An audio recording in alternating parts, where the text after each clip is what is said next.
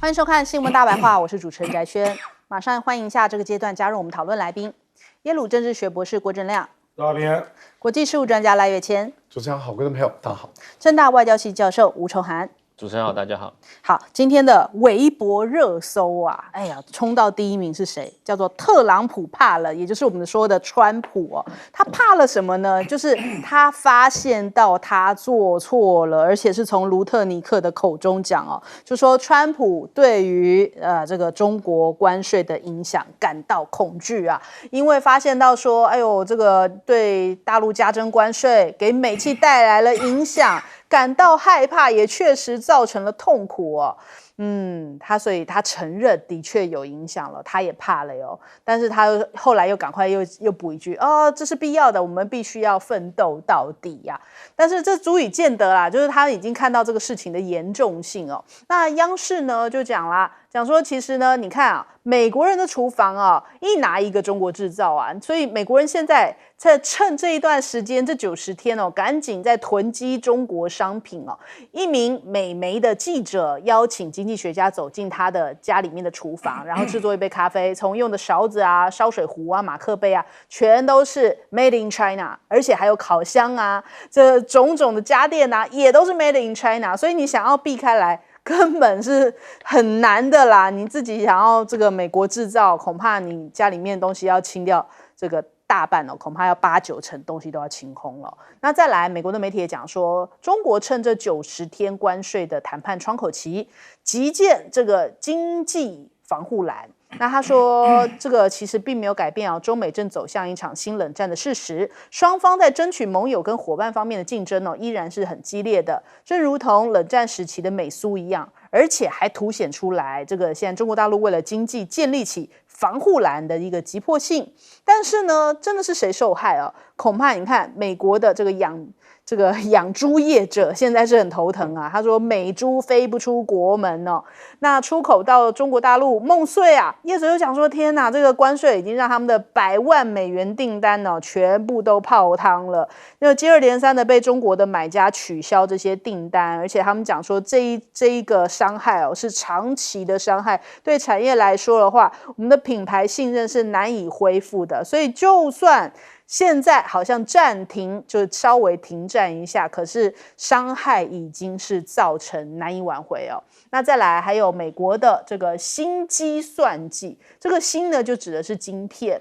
那大陆其实从3奈米的晶片到国产操作系统再到这个新的手机啊、新车啊，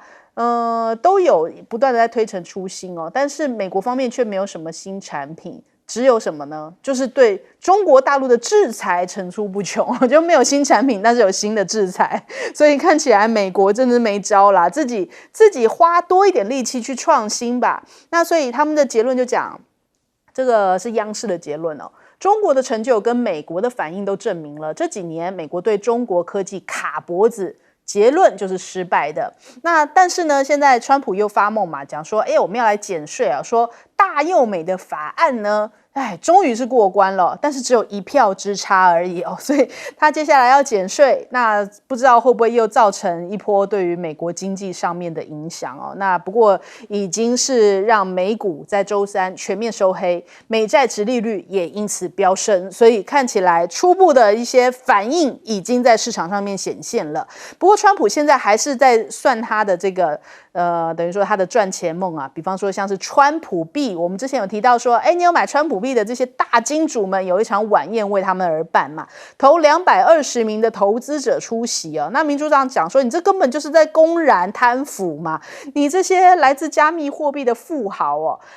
这样子来邀请他们一起晚宴。那这是不是也会引发一些可能外国势力介入啊、国家安全啊？那你这样子是在谋取私利所以就是引发了非常大的这个来自于民主党的批评。那还有现在他们加密货币的沙皇也提到啦，讲说他们这因为5月19号参议院通过了程序性的表决嘛，所以他们说接下来指导与建立美国稳定币这个国家创新法案最快下周也会交付实质表决那所以这个稳定币的关键法案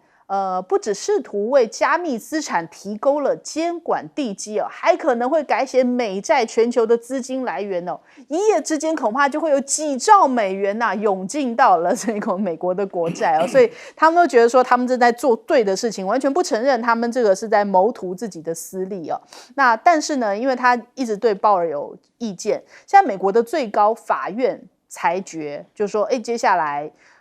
对于鲍尔就是联准会成员是享有特殊的保护的，总统也就是川普啦，不得任意免职不然一天到晚川普就是要拿他开刀，就是要把他给 fire。现在看起来鲍尔是比较稳一点了。还有呢，这个川普一直这样子在搞下去，其实在内部有非常大的质疑声量，就连呢他现在要收卡达的飞机媒体也是不依不饶，一直要去问说为什么你可以去收这样的卡达飞机那他是不是有点恼羞成怒，开始转而对记者人身攻击？我们来听一下。Mr. President, the Pentagon announced it would be accepting a Qatari jet to be used as Air Force One. What are you talking about? What are you talking about? You to get out of here. You are a real, you're a terrible reporter. Number one, you don't have what it takes to be a reporter. You're not smart enough. 对，他公然对记者是可以这样子羞辱就说哎呀你很糟糕你没有成为记者的资质叫他给滚出去那他是这样子在对待周遭的人，或者是说他觉得你在质疑他，他就给你羞辱的方式。其实在那一场合里面，我们也知道，我们昨天在讲他对南非总统同样也是用这种羞辱的方式那还有呢，这个马斯克前一阵子跟他这个川马名字都连在一起两个人好得不得了，最近好像也很少看到了马斯克果然心累了他说他接下来会淡出政治圈，我们也来听一下。 And why is that? I think I've done enough. Is it because of blowback? Well, if I see a reason to do political spending in the future, I will do it. I do not currently see a reason. 好，所以现在对于全球的关税看起来川普不吃香，甚至在国内也有众叛亲离的现象出现。我们来问一下亮哥。这个川普紧张了，应该卢特尼克要负全责你身为商务部长，你怎么没有提醒你的老板呢？所以我觉得很奇怪而且还公开出来讲，说川普吓到了。我如果有这种部长，我立刻把他 fire。市长，我跟你讲为什么卢特尼克会在川普的内阁很重要？根本跟贸易战一点关系都没有。因为他是稳定币的最大持有者，这根本就是勾结的啦。讲白了就是这样就有这种商务部长，那美国当然就是搞成今天这个地步嘛。因为他根本对贸易不熟嘛，他也是金融界的所以我觉得川普这个叫自奏自受啦。比如说他第一任他那个贸易代表就蛮厉害的，不用。你就不用那商务部长也比这个鲁特尼克要资深多了，反正你都不用你都要用一些你可以控制的人。这个是很容易预期的嘛，就是中国有哪一些产品在美国是占多少比例以上，你就可以立即知道，只要没有进口，对，那美国哪些东西就会立刻缺货，这个几乎是基本知识这个找一个台湾的高中生都可以处理，所以我觉得真的是太可悲了啦不过既然他知道这个状况，我认为中美这个有关那个货品贸易的谈判，大概也不会坏到哪里去了，因为他知道自己的困局了可是我觉得川普这个时候通过减税案那显然对美债是雪上加霜因为他10年要减掉将近4兆的税那一年就是接近4000亿。那这个目的为什么就在这个时候给你降评因为你就是毫无诚意嘛。你这个财政赤字已经那么严重了，你还减税，对，就表示你是一个完全不负责任的政府嘛，所以他就给你降评然后10年期美债殖利率就飙到4.5就这样所以我觉得美国的这个金融市场的稳定未来恐怕变数还是很多了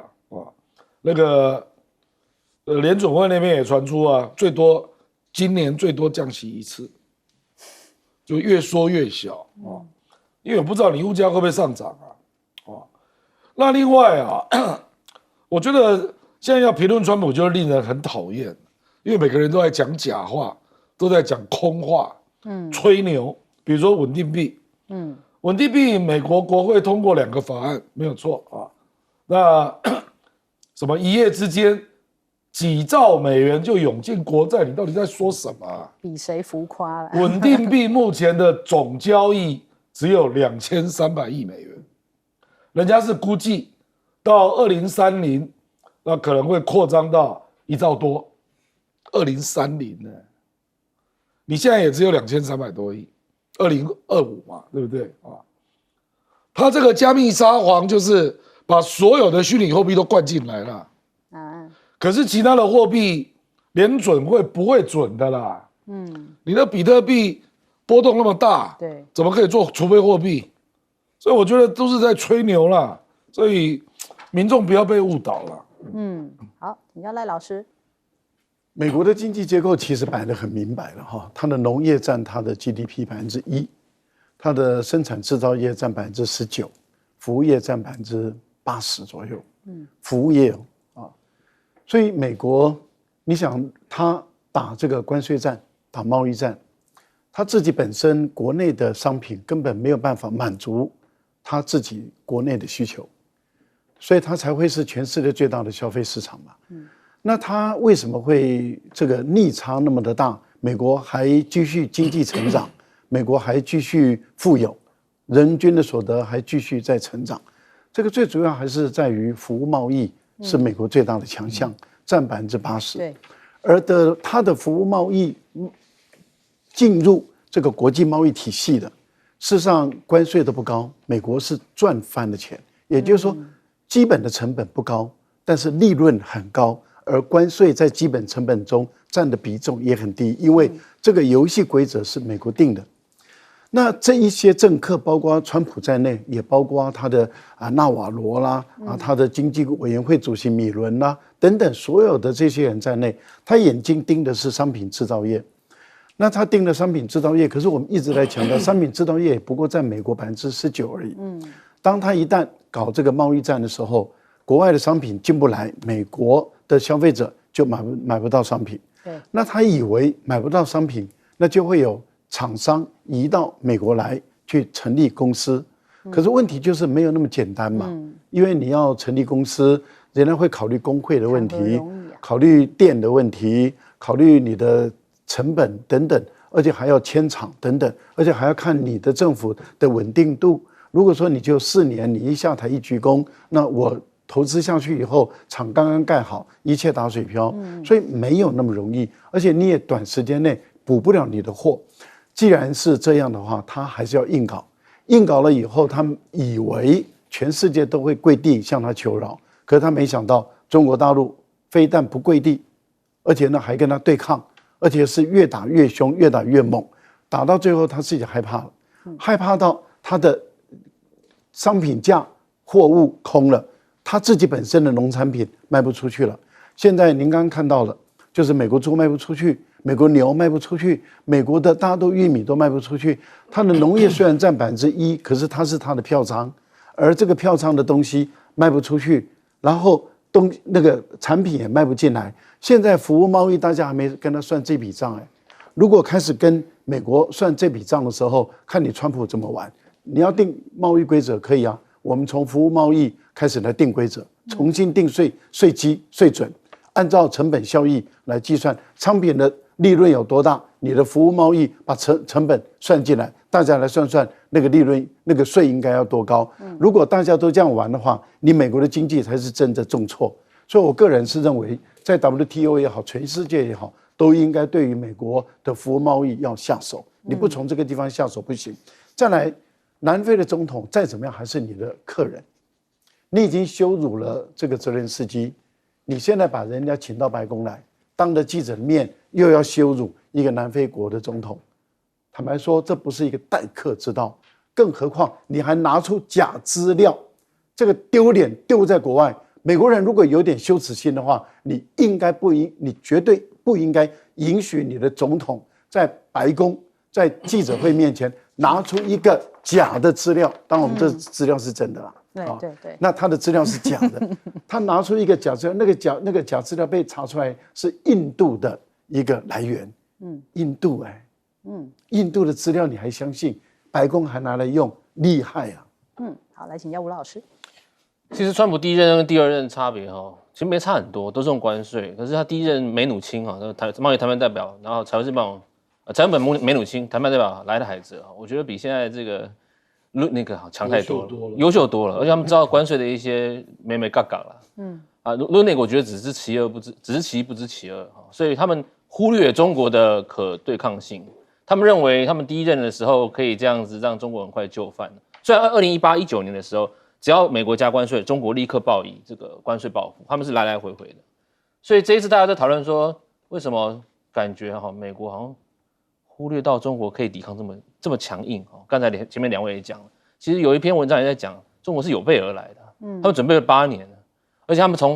不只从习近平个人学习到之前怎么样被川普糊弄所以这一次他没有那么快跟你这样谈判。所以如果观众记忆犹新，一开始习说我不谈了，你自己来打电话给我。对，因为第一任的时候就是海湖庄园跟你称兄道弟，隔天就打你脸说关税战嘛。所以从习近平个人开始，到他们的法规层面，到我今天要讲我们所谓的整体的区域层面，中国是有备而来。为什么？我们知道，其实在关税战刚开始打然后美国加了140几了，这个中国加145这样加下去之后。中国第一个是什么？我们要他们就开2会嘛，就是我们讲扩大内需也好，我们的国企民企大家要共体时间，对不对？把所有产业链重新盘整。最重要的是，我们可以发现中国在强化它的区域一体化的一个政策。所以在4月底，习就带领了一批人，他不是一个人出访他带领一批人到越南嘛、柬埔寨、马来西亚干嘛？重新找市场。假如第一个你美国的货我们进不去那我们卖到别的地方可以吧？我们赶紧要把这个所谓的库存量要销出去啊！所以他们这区域一体化其实是我之前要评论就是除了我们从其的个人以外、国家层面以外，第3个就是区域一体化。中国想要开拓更多的市场，其实美国被区域一体化排除已经很久了，它不管是 RCEP 根本没有它的份 ，CPTPP 它现在更不可能。那中国趁机就在 RCEP 做更多的工作。我举个例。这一次他们第一站到越南，他们到越南除了会面苏林之外，他们签订了45项协议，特别就什么铁路的方面进行更多的细节沟通。因为我们知道之前越南跟中国在2024年底的时候，他们签订一个铁路叫接轨要帮忙越南盖这个铁路。那当然你要从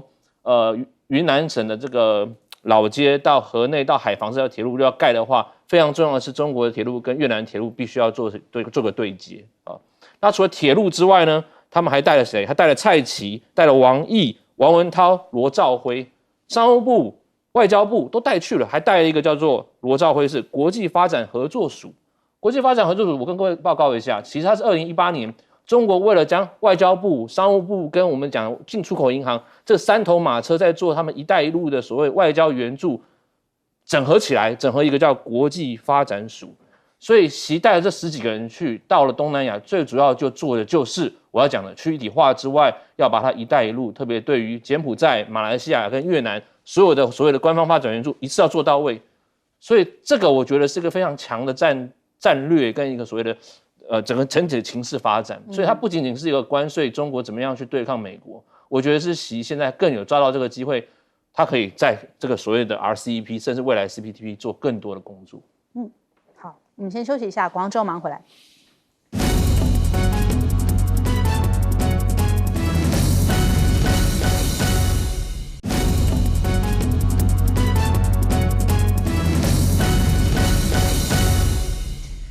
川普是不是真的要灭了哈佛？我们看到牛弹琴就在讲说川普这是要彻底废了哈佛吗？他真的是杠上哈佛，他现在这个宣布取消哈佛大学招收国际生的资格哇，这真的是非常震撼的一个消息而且说现在的外籍生也必须转学。这个消息真的是惊动全球哦。那所以我们看到了美国的国土安全部长呢，他就下令终止哈佛学生的交换计划。那目前哈佛仍然有6793名国际生，占入学人数的27.2%。那其中呢，中国籍的就占了1365人，所有人都得要转学或者是直接离开美国啊。哇，那哈佛当然不干这件事情啊，就是说这在搞什么东西啊？那这个国土安全部长他说呢，这个要求哈佛大学对于校园内助长暴力、反犹太主义以及和中国共产党合作的行为负责。哈佛招收外国学生啊，并从更高的学费中获益啊，充实其数十亿美元的捐赠。这些基金是一种特权，所以现在真的是在硬杠哈佛。那哈佛大学说这是一个报复行动，这会对于大学造成严重的损害，校方将会全力接国际生的能力哦。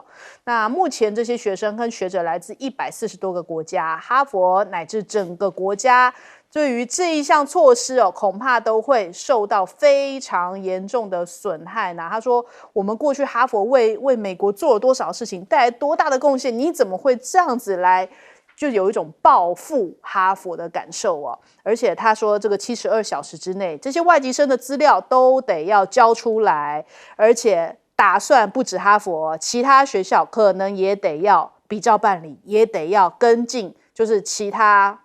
大学，就是其他国家的留学生，恐怕接下来不能去美国念书了吗？这事情，哇，真的是只有川普敢这样干哦。那再来，我们昨天有提到说，川普在南非总统面前拿出来，就是突袭人家，就拿了一张图啊，就说这是种族灭绝啊，然后这些是被埋葬的白人农民啊。结果路透社去查核，这张照片是在2月份的时候，而且是在刚果拍的哦，就也不是南非，你怎么会拿刚果的图来指控南非哦？所以让人家这个南非总统看的就是真的是满头问号，就想说，没有看过这一张图，他真的是算是非常有风度了，在那个当下回应川普的方式哦。那他就说啊，你怎么会进行种族灭绝？但是真的被人家质疑说种族灭绝的是。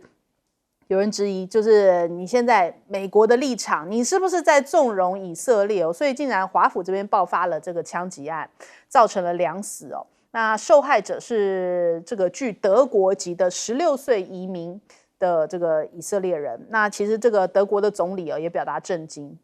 强调应该要假设此案有反犹的动机哦，谴责暴力行动。那英国媒体也发现，这个枪手呢，他是预谋性的犯案，犯案之后1个小时贴文批了以色列，所以显然是预谋式的哦。那川普呢，看起来因为他不是跟全世界为敌嘛，这个对等关税战这样子，开地图炮对准全世界哦。那结果没想到他现在 G7 的领袖峰会他要去啊，人家想说这是在加拿大登场哦，而且加拿大你不是一天到晚在讲人家是第51州嘛，已经关系挺紧张的。现在在加拿大要办 G7 的峰会，6月15号他打算是要出席哦。可是这样不知道能够挽回多少这个川普在国际之间大家对他的一个信任度哦。但是现在看起来全球的确是跟中国大陆的关系哦，都是很显著的在走近跟改善。我们来对比一下今天这个微博热搜上面也可以看到，就是中国国家主席习近平跟马克宏通了电话，那也强调说中方支持欧盟加强战略自主，也就是说中欧的关系也因着现在川普在全世界这样的缴获越走越近啊，所以他们现在要共同来维护这种国际贸易的规则，还有国际的经济秩序。那墨西哥的驻大陆的大使也讲说，墨西哥致力于跟中国保持密切关系，不会在中美之间选边站。他说，难道美国对中国生气，我们就也要对着中国生气吗？他说绝无此种可能哦。那东协自贸 3.0 的这个中国大陆跟他们之间的这样的3.0 谈判也已经完成了，接下来会有区域经济一体的加速化，那这可以提供作为一个亚洲范本哦。那这其实你看到，不论东协，不论是欧盟，好像大家都很急着跟中国大陆搞好关系啊。那墨西哥还有很多现在南美洲国家也要加入这些一带一路，大家都希望能够好好的来把这个国内的经济或者是这样国际的贸易给搞好，就只有川普逆着来做。那所以你看瑞银的报告就显示出来，在中美贸易战的阴影之下，全球的富豪仍然选择加码投资中国大陆。那大家也不是傻瓜，赔钱生意没人做啊，大家也知道哪边比较稳定吧。我们首先来请教一下亮哥。其实川普跟哈佛杠上哈，我认为不能够保护犹太学生，这只是表面的理由啦。因为更严重的是哥伦比亚，或者是伯克莱啊。我觉得比较重要的是哈佛不愿意取消 DEI 啦。就那个多元认同，所以也就是报复嘛。那因为哈佛他在 Boston 嘛，他就是民主党的大本营嘛，就是杠上了。我觉得主要是 DEI 啦啊。那目前就挺麻烦的啦，就是他又扯上，为什么会扯上中国大陆呢？因为这个大概6800个国际学生，中国大陆占将近1/4，中国大陆将近1/4啊。那事实上还会有一些学校被类比啊，因为目前它冻结联邦资金的学校也有好几个啊，这个比如说这个哥伦比亚大学哦，比如说宾州大学啊，比如说康奈尔大学，比如说西北大学啊。那听说耶鲁是下一梯次啊，所以加州系统都有事啊。事实上，它前面一轮是用冻结联邦资金啊，那结果就发现他们都不改啊，就对那个 DEI， 民主党的学校还是不能说民主党啊，就是他们就是那个校风嘛，他们就拒绝改变了。那坦白说啦，如果美国没有这个 DEI 啊，真的那个非洲裔的要进这么好的大学是不容易的啦。我们讲实在话了，你如果都用成绩来比啊，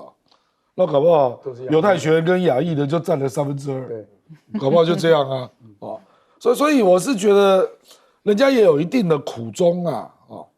所以可是这个很麻烦啦，因为这个就是他的意识形态嘛，他不要 DEI 嘛，那我觉得这个战争还会进行蛮久的，所以我觉得台湾，你如果在哈佛大学读书的，你更困扰，他要你转学，不然那个 I-20不能够续，能转去哪啊？不知道啊，临时叫人家转，不，你转了，搞不好下一个学校又中，没完没了。这个就是这样啊，就是那台湾今年刚录取了，其实台湾哈佛学生不是很多啦，一年录取个20个就不错了，刚好都在庆祝祖上积德，对不对啊？那些I-20下不来，那会不会其他国家就招手，就说你可以直接吸引优秀人才来这样？可能有点来不及哦，因为录取通知其实刚拿到。多团申请学校都是3月就开始了，所以我觉得这真的是乱搞啦。而且不是只有哈佛，还会有好几个学校，常春藤都中，那这样学生可能会有4-5万啊，我看你怎么办？比如说哥伦比亚的外国学生高达13000人，哈佛是27%嘛，6800，哥伦比亚是13000，高达38%，都是外国人啊，怎么办？那川普到底在搞什么？把所有的精英都赶走，然后希望所有人都开始去当制造业的工人，是这样吗？他影响比较大的还是在于研究所，还有实验室研究机构啊，因为首先他要求哈佛大学要在72小时内把过去5年以来在校园内或是在校园旁边外面反对以色列屠杀这个巴勒斯坦人的这些游行集会抗议的视频都要交出来。哇！他要求72小时内，他要视频哦。他得要抓人嘛。对。那对哈佛大学来说的话，他们并不是反犹太主义，他们是反对以色列人这样杀戮。对。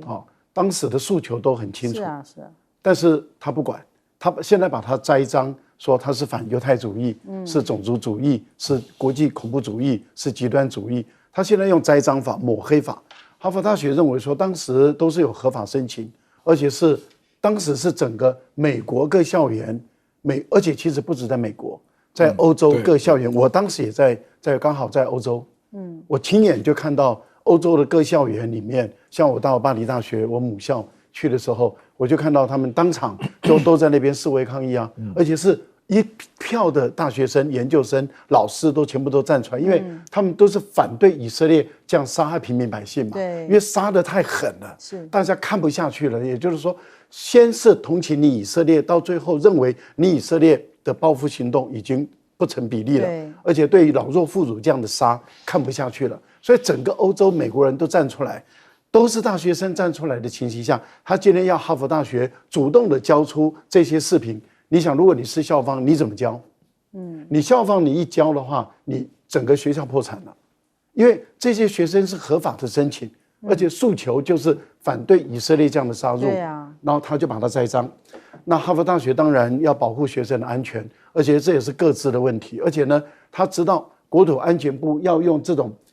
个面孔辨识法去分别，然后要他把所有的外籍生的资料找出来，他要去核对，核对完了以后就看说，哎，不是美国人的啊，或者是什么的，然后就说你是反犹太主义，然后就要把他。可是不要忘了，那个时候反对以色列杀戮最严重的其实是犹太人嘞，犹太人组织很多都站出来是反对以色列人这样杀。好，那你想想看，这个对哈佛大学来讲，保护他的师生，他必须要这样做。结果他现在用政治破坏，台湾到目前为止，民进党当局对于这个不吭一声哦，我也没看到绿营的媒体对于这样破坏校园自主、破坏学术自由吭一声哦，这个简直是不可思议的事情。当初不是一直标榜学术自由吗？校园自主吗？怎么现在看到川普这样子破坏学术自由的时候，什么话都不讲？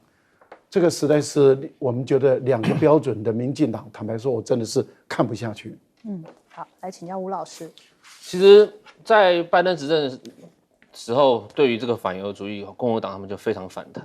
那时候，但我们知道这个国会特别把这个3个名校的校长抓来做听证，陆续啦，然后用各种方法，有栽赃抹黑，说你论文是抄袭。哈佛校长盖茨就是第2个被炒鱿鱼的。他们只要他们的董事会里面的犹太人，就基本上犹太人有钱嘛，哥伦比亚啦，这个宾州大学啦 ，MIT 啦，哈佛里面的董事会都是犹太人，你反犹就把你炒鱿鱼，所以 MIT、宾大跟哈佛校长3个都走人了。其实他们没有反犹，他们只是反对以色列，对，反对以色列杀人，可是他们没办法控制校内的那些老师，因为很多校内老师是对于巴勒斯坦人是很同情的，那你校长不作为，他就把你炒掉嘛，所以从校长开始。接下来他们全面执政之后，他们就朝国际学生。其实这个东西我觉得蛮麻烦的是，其实我们知道我们去念书的时候，我们就会拿 I 团体啊 ，I 团体其实你只要被注销，你的身份就立刻变非法哦。对，你不是说我拿到那个签证，这个我们叫学生签证 F1 进去，那没有用，你要拿 I 团体。对，那 I 团体谁发 ？I 团体其实我们那时候其实大家在缴这个 I 团体费用的时候，有个叫 SEVIS SEVS System。那个就是美国国土安全局可以借由这个系统，因为你美国各大学的国际学生处，他们要把你的资料建入到这个 SEVIS System， 建入进去之后才有效，他会发给你 I-20。他们现在这个国土安全部长他的做法就是，我就从这个 SEVIS System 开始，我把你停止，他就把你 terminate 之后，你的 I-20就没效，立即无效，立即无效，变成你是非法移民，立刻得要驱逐，你就要立刻赶快想办法，不然就可以抓起来。你要去跑一趟加拿大，或者去跑回你自己的母国重新申请，要重签呐。问题是你现在申请都很难申请，你要变成观光客。所以现在很多法律律师就写了嘛，他说其实这个东西呢，主要是由美国的移民跟海关执法局，我们讲 ICE 他主导的。所以美国国土安全部长那个 Norm 就说，来 ICE 你开始做 ，ICE 就叫下面有个办公室 SEVP， 这叫做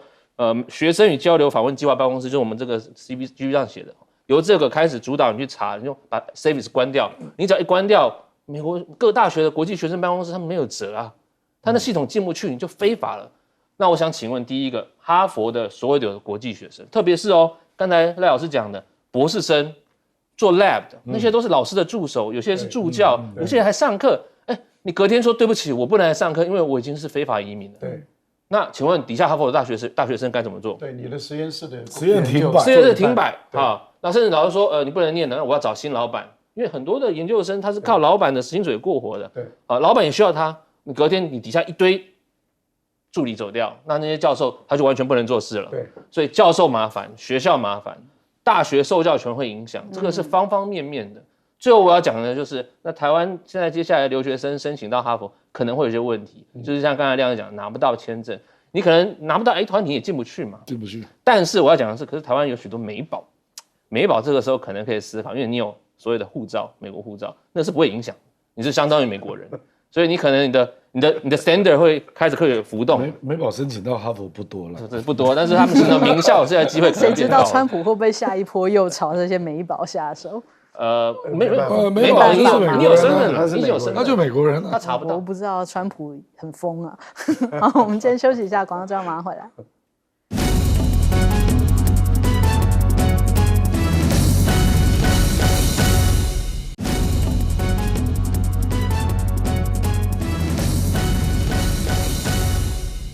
好，这个印巴的空战哦，让印度好像没什么面子啊。空战不行，现在怎么办呢？换水战哦，换陆战哦。所以莫迪就讲说，接下来呢，我们这个要控制这个水资源。他说，巴基斯坦不能从印度拥有权力的河流来获得水源哦，所以他们要断掉巴基斯坦的水源。所以现在北京再次出手救巴铁哦。那面对到这个上游巴格利哈尔的大坝突然被关闭哦，导致呢下游快速干枯啊。那所以现在这个巴方的民生啊，还有农业啊，面临到干旱的危机，所以中方赶紧介入，说要加速来兴建水电站啊，来借此打破印度的水资源控制，也为这个中巴经济走廊注入稳定的力量。而且还有一个动作是，印度突然增兵到边境哦，有50万，哇，这样子是不是代表说他们可能还有下一波的动作？他们现在封禁媒体嘛，而且像喀什米尔增兵了50万，指责中国大陆怎么可以支持巴基斯坦哦？所以印度现在动作频频，是要有第二波的冲突出现吗？空战10天之后呢，现在连印度本身就是反对党的领袖都站出来在质疑这个莫迪呀，是不是在刻意隐瞒呢？跟巴基斯坦的军事行动当中哦，印度空军的损失状况，你应该要说清楚啊，人民有权知道真相啊。那印度的外交部在讲说，哇，你这个反对党就是在扭曲事实、歪曲事实，就是套一句台湾的讲法，叫做你这是巴基斯坦同路人，你怎么可以这样子质疑印度呢？所以他们就讲说，哦，这个事情反正就是子虚乌有就对了。但是呢，这个其实延伸来说的话，我们看最近哦，马来西亚正在举行这个兰卡威国际航展嘛，结果呢，就连这个刚买的飞机这首歌也顺势也到了马来西亚的酒吧唱了起来。刚买的飞机被打了，现在变成马来西亚的夜店神曲哦，我们来听一下。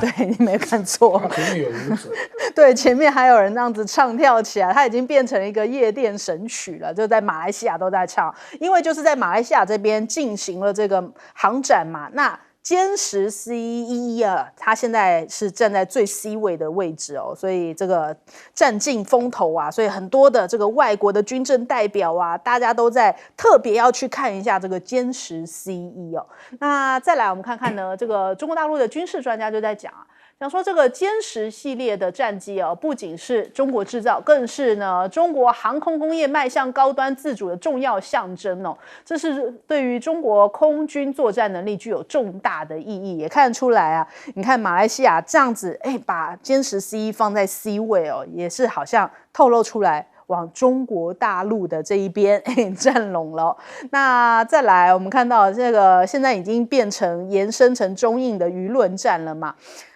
在网络上面，他们甚至在讲说，印度还有抗中神剧哦。他们就在讲说，这个现在中国大陆惹恼了印度，所以印度放话说要让中国众多城市承受他们的怒火。然后他们在戏里面就讲说，我们要让这个济南、武汉、台北、哈尔滨、烟台啊，通通都是用飞弹来对准他们哦。然后结果后来大陆就想说，既然已经讲到台北的话，那我们就饶了你，因为代表你们认可台北也是属于中国，所以就他们还有这样舆论这样的一个插曲哦。另外还有印度记者告诉美国的媒体讲说，我们评估中国的防空表现呢太差了，根本就没有办法完成任务，所以印度现在把矛头指向了中国大陆哦。那就连这个印度媒体的主持人连线马凯硕在讨论中印问题的时候，他一连串的这些话让马凯硕听了都就觉得说这个印度主持人是不是有点无知哦，很无言对他。我们来听一下。Where will China and India be 10 years from now in this equation, in your opinion? It all depends on how cunning India is. It all depends on how you play the game. Right. You have a great, you see, right now, you have a window of opportunity because China is still number 2. It's much easier to negotiate with the number 2, not with the number 1. But you want to wait 10 years? Then when you negotiate with the number 1, it's much harder. So you got to be very brutal about these things and stop being so emotional. I mean, that's a fundamental problem. 他都看起来快要听不下去了。好，我们来，不是甲亢结了，他更难忍了。好，我们来请教一下亮哥。这个上游拦截不让下游国家用水，这是违反联合国水资源法。这是违法的也违反了联合国跨界水道与国际湖泊使用法。这有签公约的可是问题是，你要告到联合国已经来不及了，因为你要举证处理起来都1-2年以上所以巴基斯坦实在是没办法，你碰到这种他就不甩你啊。对，所以中国大陆就紧急到普什图省那边帮他盖水坝啦，就是发电厂、水力发电厂希望能够至少解决一点电力供应的问题。事实上，它不是只有电力供应的问题啦。这个水不让下来，大概水电是20%，灌溉更严重，灌溉非常严重，灌溉大概有60%就看它时间拖多长所以印度这种搞法是相当离谱了，因为中国大陆就没这样搞你中国大陆又在它的上游，然后印度在巴基斯坦的上游，就这样所以我觉得这个实在是。这个印度就是没有办法，他就觉得他要讨回面子，要报仇这样那这个实在是不知道该怎么说才好了，因为到现在还在隐匿实情，不要让国人太多知道。事实上，连西方媒体也逐渐开始刊登了。可是懂英文的印度人只有1/3啦，所以大部分人还是不知道啦。因为他还是穷人家嘛，那个我。不懂英文的人还是居多啦，那莫迪就硬要这样搞所以也难怪马凯硕自己也是印度裔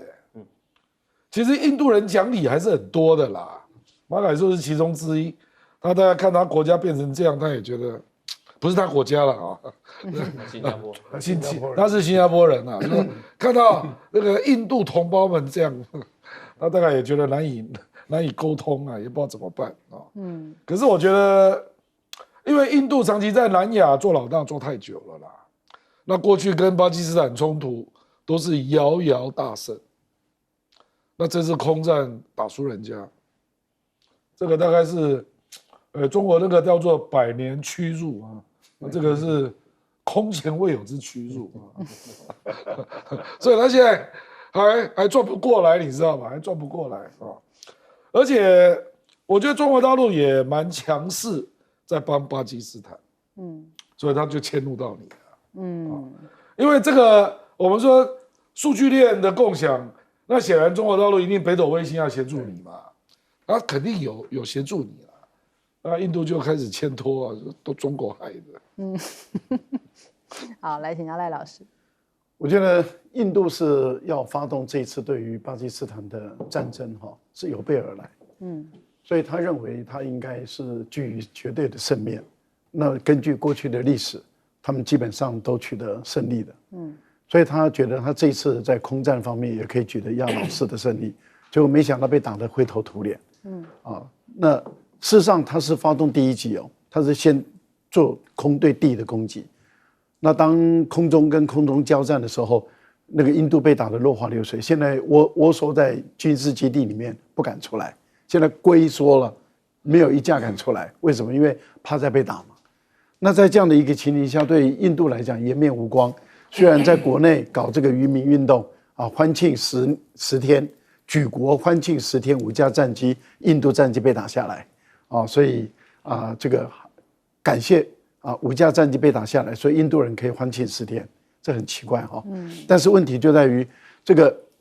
在这个渔民政策的过程中，《经济学人》杂志看不下去了，就一直在吐槽，《纽约时报》也看不下去了，直接就说蠢，极蠢。蠢到无比的一个地步，那这个坦白说都已经讲重话了，讲得这么重的话，我们看到印度更恼羞成怒，恼羞成怒的情形下，莫迪就要去违反人道主义，违反这个联合国的规则，违反他1960年跟巴基斯坦签的这个协议，要断人家的水，而且他已经公开的说，我就让你巴基斯坦人一滴水都喝不到我印度的水，我觉得这样的一个做法真的已经是很不人道了，很糟糕。那他有没有想过，中国大陆在今年要在雅鲁藏布江要盖一个水力发电站？这个水力发电站它本身的盖好以后，它的电量是3000亿瓦时哦。好，那接着在后面再盖5座的水库站。那各位想想，如果以印度这样做法的话，那因为这个雅鲁藏布江的这条河域就进入印度了嘛。然后再从孟加拉上出海嘛。那如果你今天你印度这样做，你会不会影响地缘政治的问题？未来中国大陆盖起来了以后，如果你再对于巴基斯坦这样，那中国大陆也把水库也就暂停休息一下啊，那都会受影响，但是大陆不会受影响。不过我个人是认为，这个未来中国大陆一定会思考有什么方法能够逼得你印度让步，也就是不要再对巴基斯坦做这么坏的事情。很有可能大陆也会给印度施加压力啊。我觉得印度这样做法真的是很不应该。最后我觉得马可硕是在告诉印度啊，他的评估10年以后中国一定会超过美国。其实这个也给提醒台湾民进党当局啊，10年以后大部分人都评估中国一定会超过美国。在这个情形下，你还有什么条件筹码跟大陆谈？想清楚吧。好，请教吴老师。其实就我们刚才讲的哈，这个印度跟巴基斯坦在1960年有签一个叫做印度河条约啦，Indus 那主要干道，巴基斯坦最主要干道那条叫印度河，它的上游是从西藏那边流下来。其实印度跟巴基斯坦他们有6条河是共通的哈，6条哈，就是巴基斯坦它控制了3条，右边3条，杰鲁姆、杰纳布还有印度河，然后印度有控制3条。那这一次发动这个所谓的战争之后的印度，他就说，那我就把你其中一条刚才讲断啊，所以他在这个杰纳布的上游，其实杰纳布那条河依据印度条约应该是巴基斯坦控制的，你不能在上面盖任何东西，对，结果印度在上面给你盖水库，盖水库之后他就把你断水，断水之后它底下那个水就没了嘛，好，那巴基斯坦说你不可以这样子啊，你这个违反这个，我们已经签了条约，因为国际法里面双边如果签条约你要遵守嘛，你不遵守这个是违反国际条约的，那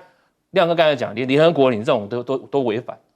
那所以这个那巴基斯坦怎么办？其实巴基斯坦在2008年他很聪明，他也知道说我的上游这6条，其实这6条河的上游都是印度在控制，那印度当年为了要维持跟他好关系，所以我说那我们就签一个印度河条约，那我控制3条，你控制3条，公平吧？可是巴基斯坦哪是省油的灯？他知道说我的上游都被你控制，哪一天我6条都被你断了怎么办？所以他就在2008年跟中国合作。